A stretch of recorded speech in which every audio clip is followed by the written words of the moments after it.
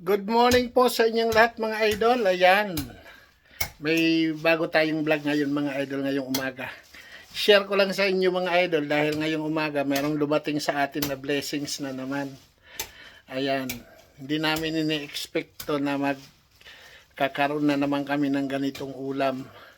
Kasi medyo matagal na yun na hindi kami nakakapunta doon sa kaibigan namin. So, pumunta kami ngayong umaga doon. Ito yung mga nakuha namin doon. No? Ito mga idol. Pakita ko sa inyo. Ayan. Yan po mga idol. Oh. Ito po yung buto ng baka. Yung pinakatuhod. Bone marrow yan. Yung bulalo sa atin kung tawagin. Ayan. Oh. Buo pa yan. Kaya lang ako na ang maglalagari niyan. Ayan. Marami po yan na buto. Nandun pa sa plastic yung iba. So ito naman mga idol. Ito yung ribs ng baka, yung tinatawag sa amin na butagtok, yung dito ba sa may gitna. Ayan, yan po.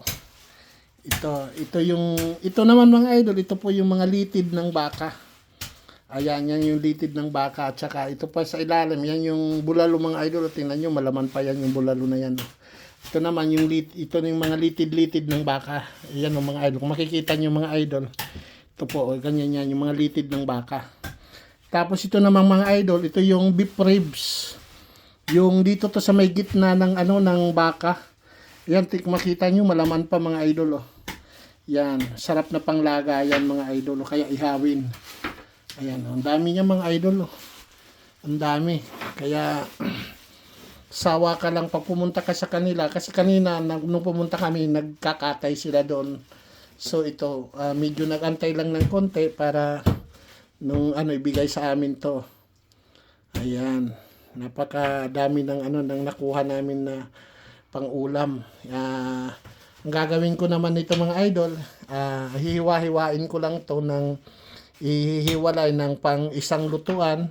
Tapos ilalagay ko doon sa freezer namin, yung malaking freezer. Para na pag gusto naming magsabaw, kukuha lang kami sa freezer.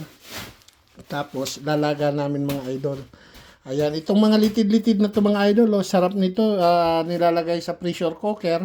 Pag lumambot na, ginagawang kaldereta. Masarap mga idol. Tapos ito naman siya mga idol. Ang sarap din nito na pangkaldereta itong mga ribs na to. Ayan, sarap na pangkaldereta yan mga idol. Tapos, o kaya nilaga. Pero ako, nilalaga ko lang to mga idol. Pang madalian na lang naluto. Nilalaga. Lagyan ng pechay, mga gulay. Tapos itong, itong bulalo. Ayan. Ikakat ko lang ito ng tatlong cut lang para hindi malaking masyado. Ang laki ng bone marrow na yan mga idol. Yung laman yan malaki. Kasi malaki yung bone na yan.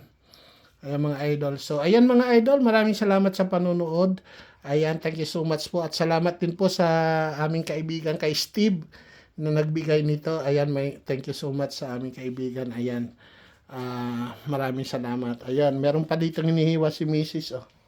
Ayan, yan yung kayo hinihiwa. Ayan, panglaga daw niya. Lalagain na niya yan. Ayan. So, yan mga idol. Yan, maraming salamat mga idol. Thank you for watching po. Ayan, like and share po tayo and follow for more mga idol. Ayan, this is Sydney Yakap, aka Buhay Abroad Bisdak. Alright, thank you so much. Bye for now.